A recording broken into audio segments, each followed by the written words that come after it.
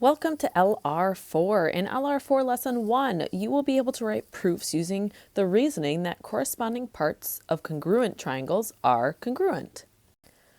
You will often see this shortcut that says Cpctc, which stands for corresponding parts of congruent triangles are congruent. And what this means is, so let's say I have these two triangles and they are congruent. What this means is that all of their corresponding parts, the parts that match up, they are congruent. This includes the sides. It also includes the angles.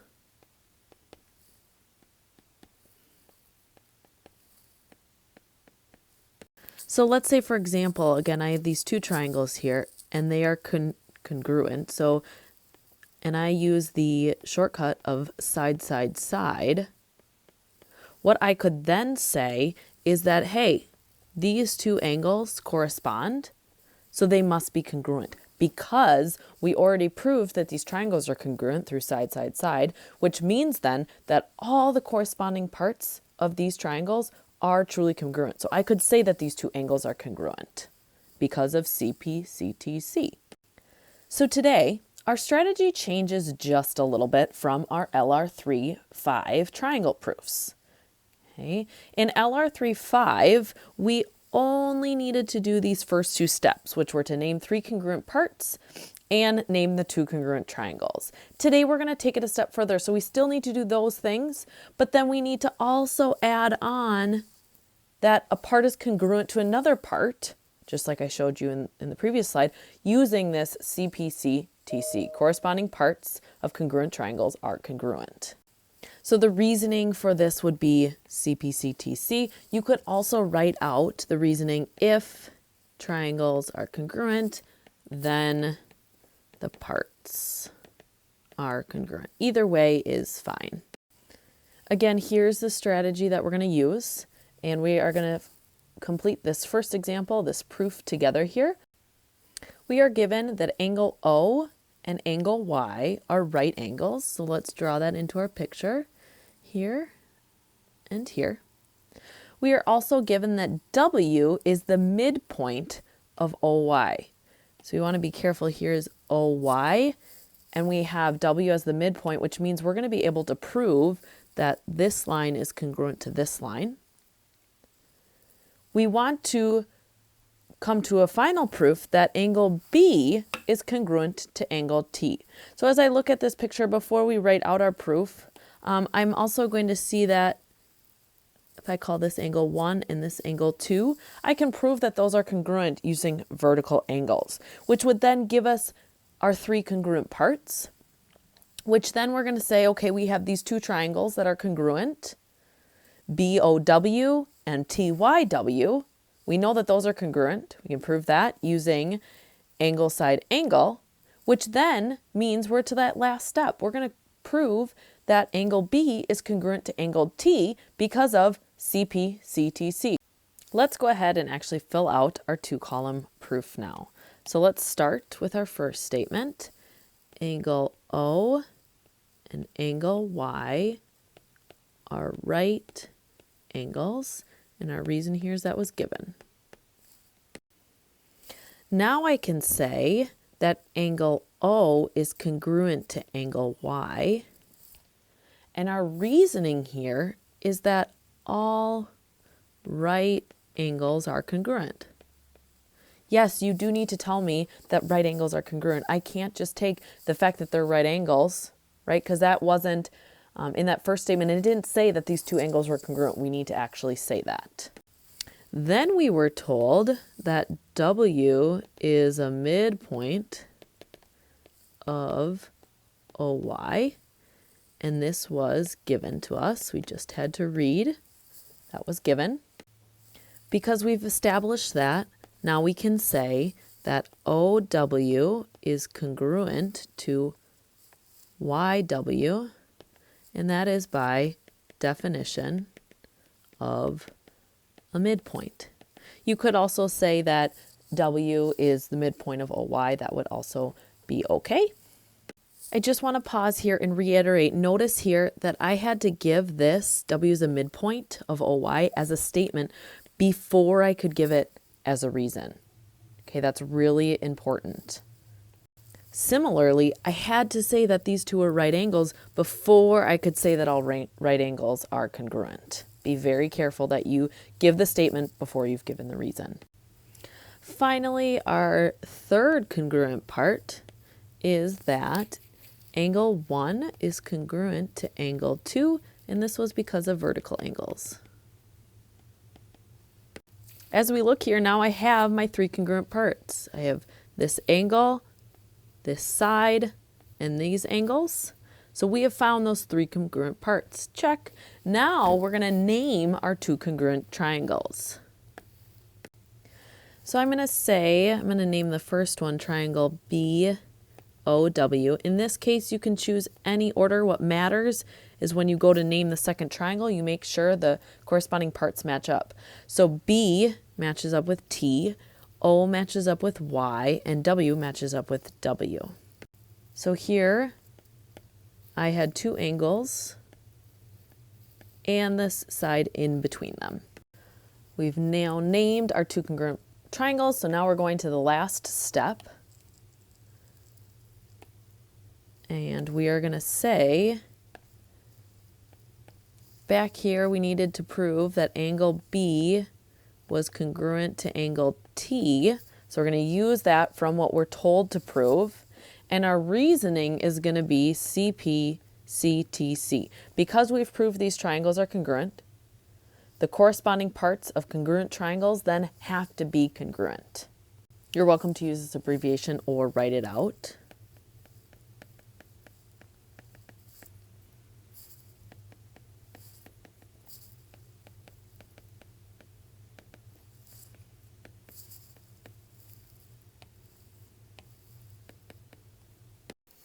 Okay, let's take a look at a second example. So in this one, we are given that CA, so this entire side length here, is congruent to this entire side length here, CE.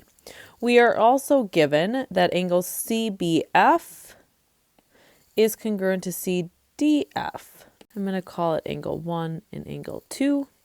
All right, and from here, I am actually going to trace and redraw these. You guys can use your snipping tool. So we're going to take this triangle here.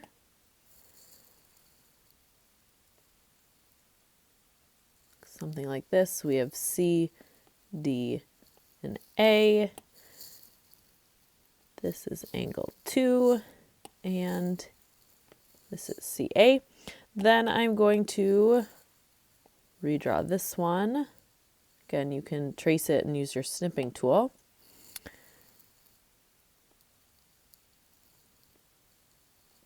So we still have C in both of them. So we see B and E. And we have angle 1 here, and then we have this length. We have angle C in both of them, and it completely overlaps. So we can say angle C is congruent to itself. As we look at this here, we have now found our three congruent parts. We have two angles and the side. So now we just need to actually write out the proof. I'm going to start out the proof with what I was given, which is CA is congruent to CE, and this was given. I just had to read it. I was also given angle 1 is congruent to angle 2. Remember, I wrote in the 1 and the 2, so otherwise you would need to say angle CBF is congruent to angle CDF. And then we concluded that angle C was congruent to itself. And this would be because it's the same angle, or it's technically the reflexive property. So now we can say, check, we've named our three congruent parts. So the next step is going to be to name our two congruent triangles. I'm going to call it triangle CDA. Remember, the first triangle you can pick however you want to write it out. The second one, you just have to make sure you name it according to what corresponds. So C corresponds with C, D corresponds with B, and A corresponds with E. The way we know that these are congruent, how we're proving them, is we have two angles and a side. This is also the same thing as side angle angle. So either angle angle side or side angle angle. Check, we've named two congruent triangles. The next thing that we need to do is name the parts that are congruent. So what we were trying to prove was angle A is congruent to angle E. And let's just make sure that those are in the same relative position. So I see angle A and angle E correspond. So yes, in fact, angle A is congruent to angle E. And the reasoning is corresponding parts of congruent triangles are congruent, or Cpctc. We could also write this out saying if triangles are congruent, then parts are congruent. Either way is fine. So check, we've finished our proof. All right, let's take a look at a third example. I am given that AT, so that line bisects the angle MAK, which means that this angle, call it 1, is going to be congruent to this angle 2 because of it being a bisector. We are also told that AM is congruent to AK, so AM is congruent to AK. And as I look at this, AT is the same line in both, so by the reflexive property, AT is congruent to AT. So there we have our three parts. We just need to say that they're congruent triangles, and then angle M is in fact congruent to angle K by corresponding parts of congruent triangles are congruent. So let's go ahead and write out our proof here. Remember, we're going to start with what we are given. So we are given that AT bisects angle MAK. Notice I did not start by saying angle 1 is congruent to angle 2 because I don't know that yet. I have to give this as a statement first. I have to say that AT bisects angle MAK. Now, since I've given that as a statement, I can say that angle 1 is congruent to angle 2 because of the definition of an angle bisector. It's cutting that angle exactly in half. Next, we also were given the fact that AM was congruent to AK, and that was given. And then we realized that AT is congruent to itself, so AT, and that is because of the reflexive property. It's the same line. As I look here now, I have my three parts. So we've named our three congruent parts. We're ready to name our congruent triangles. I'm going to name the first one triangle MAT. Then I need to say that MAT is congruent. M corresponds with K, A corresponds with A, and T corresponds with T. And we know this because we have a side, the included angle, and another side. So two sides in the included angle, so it'd be side, angle, side. We've named our two congruent triangles. So finally, we need to prove that angle M is in fact congruent to angle K. Let's make sure they correspond, and they do. The reason that these two are congruent is because corresponding parts of congruent triangles are congruent. All right, let's look at example number 4. We are given some things within our picture.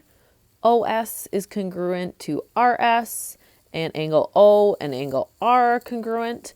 And then it wants us to prove that ON is congruent to RE.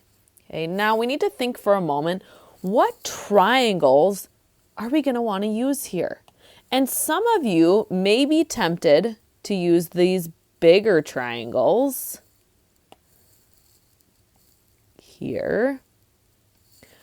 But as we look at what we're trying to prove, the lines that we're trying to prove are not an entire side of those big triangles. So we would not be able to use Cpctc for the proof here. So instead of using those big triangles, we are actually going to use this triangle and this triangle.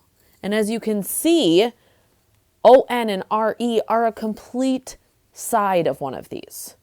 So that's why we want to use those two triangles. In these pictures, again, as I can see, I've already been given two of my congruent parts. And we can find the third one because here and here we have vertical angles. Now I'm going to take a moment and we're going to name all of our angles. So angle O I'm going to call 1, angle R I'm going to call 2. This one, OSN, I'm going to call 3, and RSE I'm going to call 4. And I'm calling them that so that in my proof, it's just a shorter hand. Okay, so now I can see that I have 3 congruent parts. So we can name the 2 congruent triangles and say that ON is congruent to RE. Let's go ahead and write out our proof. So we're going to start with what we are given. We are given that side length OS is congruent to side length RS here and here. And this is given. I just had to look at my picture. Then I can see I was also given angle 1 is congruent to angle 2. You could definitely call these angle O and angle R, and that would be fine too. And this was also given. I just had to look at my picture. And finally, we determined that angle 3 is congruent to angle 4, and this was because of vertical angles. Okay, now as I look at this, I can see that I have my 3 parts. We've named them. Now we're going to name our 2 congruent triangles. So for my first one, I'm going to call it ONS, which is congruent to triangle. O corresponds with R, N corresponds with E, S corresponds with S. The reasoning here is we have our 2 angles and we have the included side. So angle, side, angle. The final thing we need to do here is name the parts that are congruent. So that's what we needed to prove. So I'm going to look back up here and I'm going to see, does ON really correspond with RE? And it does. So I can now say ON is congruent to RE because corresponding parts in congruent triangles are congruent. Cpctc.